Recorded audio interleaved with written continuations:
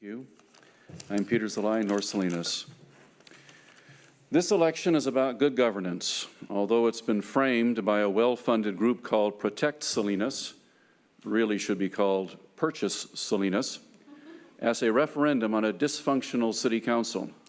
They're confusing a few unfortunate behaviors and a general willingness to question with a negative working environment that has supposedly sown resignations and chaos. Asking questions is essential to good governance. We should develop a culture that welcomes scrutiny as a way to reach better decisions. True dysfunction is when habit, protecting one's turf, favoritism, or complacencies result in obstruction, vindictiveness, delay, or lack of response. Every governmental entity always complains about staff and budget shortcomings. There are always more requests for service than resources to meet those requests.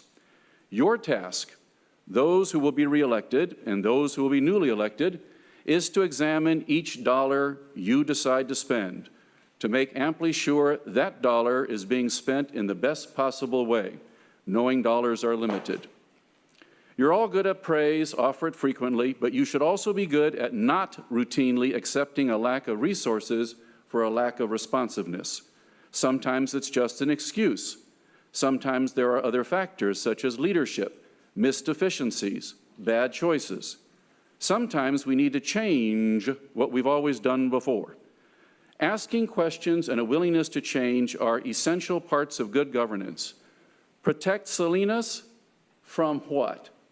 Questions and change? No, thank you. Start first with Liz C. I want to say thank you to all of the council members and everyone up there who is actively encouraging the residents of Salinas to vote. I especially want to recognize those of you who are up for re-election and are choosing to remain positive amidst all the negative propaganda surrounding us.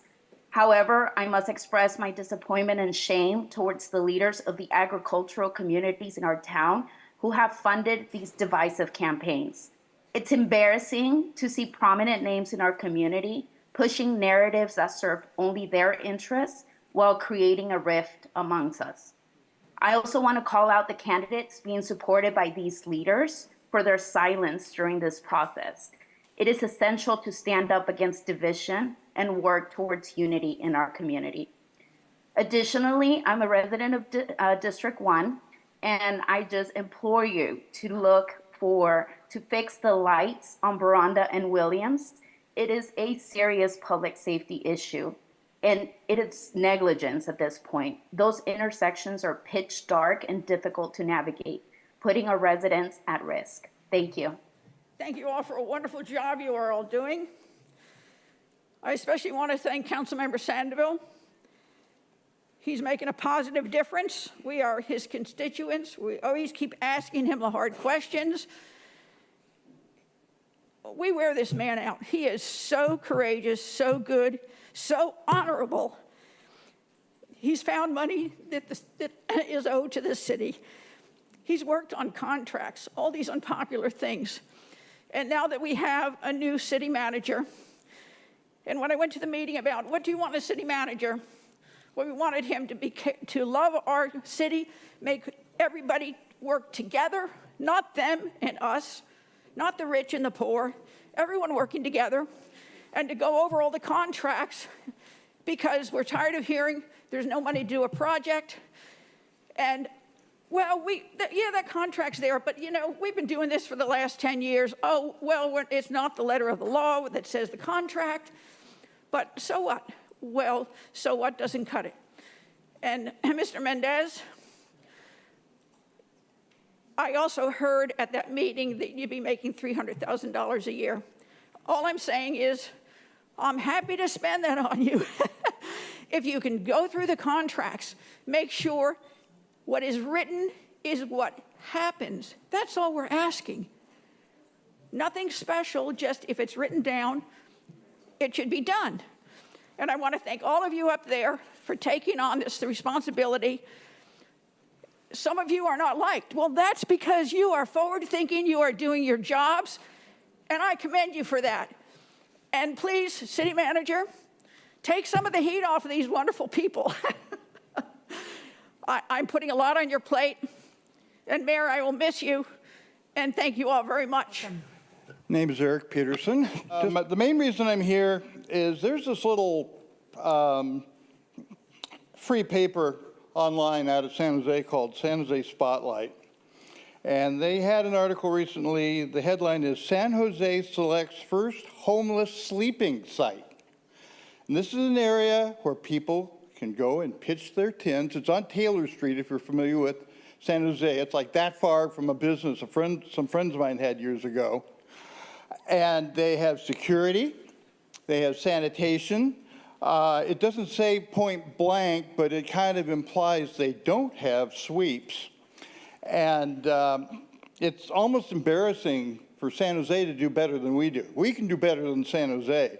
I mean, they've got all sorts of corruption going and stuff like that, right? They've got a dueling corruption between a police issue and an elections issue. Figure that one out.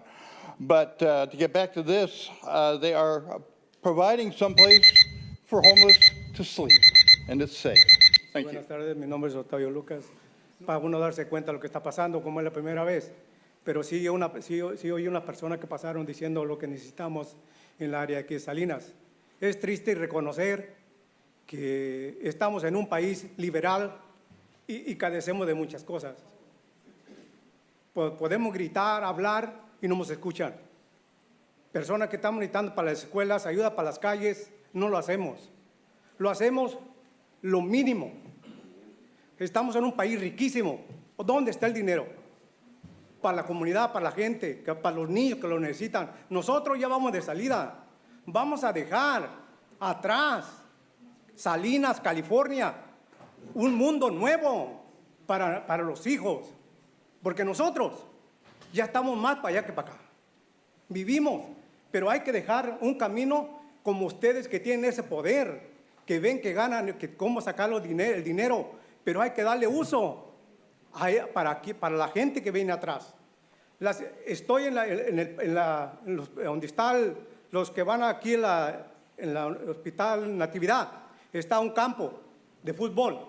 Dígame ustedes, la tristeza, tienen que pagar para que vayan padres, los hijos ahí a jugar, viendo que es público, ese es del condado, y están cobrando. ¿Por qué no hay un parque para la comunidad, que lleguen los hijos y que no paguen? Eso es para nuestros hijos y no lo hay. Entonces, ¿qué estamos haciendo?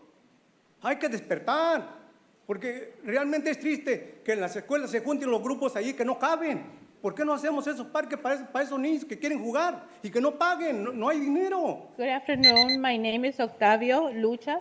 I think Salinas needs a lot of things. Sometimes we want to yell and we want to scream, but we don't do it because there's a lot of family needs, the community needs. We're almost on the way out, but what about our children? What about leaving them a better world, a better place to live in? We're almost on our way out. But there's money here. This is one of the richest countries in the world. And where is that money going? What are we doing to help the people that live here? Like, for example, by Natividad Hospital, there's a soccer field there, and it's so sad because the families have to pay money to play there. Why? It's a public place. It's from the county. Why do I have to pay? Why do the parents have to pay to be able to pay with their children? What is happening? There's no money. We have to wake up. It is sad. There are places where children play and there's not enough space. They need places where they can play and they don't have to pay for them. My name is Capote, and I'm a member of the downtown street. I don't know you guys have knowledge of that. That we are the one that clean the street here around Salinas. And my complaint is, for 3 months, I've been calling the city, and a guy called Jose, that I live right there in East Markers, and I got to cross Madera in East Market for 3 months. I've been asking him, please, if you guys can fix that signal over there, because there's no beeping, and I'm almost completely blind, and it's hard for me to cross the street right there. And I have to take a chance because it sounds across the street, it makes a sound, but sometimes I can't even hear it. and I almost got hit over there. I don't know if you guys remember that a little kid got killed over there, and signals are not working. I appreciate it if you guys can send somebody there to fix that traffic light over there, the signal.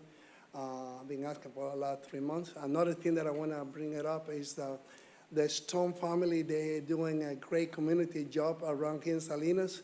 Every Tuesdays, they go pick up from the food bank, and it goes around to bring food to those who cannot get out of the house. And on Friday, we go to Rico Street, and we distribute food. They distribute food for almost 30, 40 people. But the thing is that they don't have the economical position to be driving everywhere. And they just would like to, because they're doing this work for the community, there's any officer here in Salinas that can help them with a gas card for at least once a month, so they can go around and distribute all the food that they need to give to the community. That they've been doing that for almost 20 years, and they should appreciate it. They can get a little help from the city. Thank you. I'm Evangelist Levon Stone. My husband is a Fort Ord veteran. He was in the infantry. He fell down a mountain with a 100-pound machine gun on his back. These families that were here when Fort Ord was in full flame, they are being pushed out. They're being pushed out. For the African-American community, we're only like 3% in the whole county. We don't get the help that we need. When we call on any agency, we get people on the phone that don't know what the heck they're doing, and they don't know who you're supposed to talk to. They say, we'll call you back. You don't get a call back. We have dozens of sections of government that should be serving the people. That's what you're here for. We are servants, you're servants, but you're in a special place where you serve us and you also get paid. But the thing about it is, we are not getting what we need. Like the young man said, we need gas cards. We need finances. We don't have money. I worked for the U.S. government for years here on Fort Ord, and I have been treated very, very badly. I know some of you know my name, and some of the people in here know our name. We feed people every Friday. We pick up food. We have a line all the way down. We don't care who it is, what you look like, where you come from, how much money you got. If you need food, we give you food. And so we are asking you to please pay attention. I was born in the United States.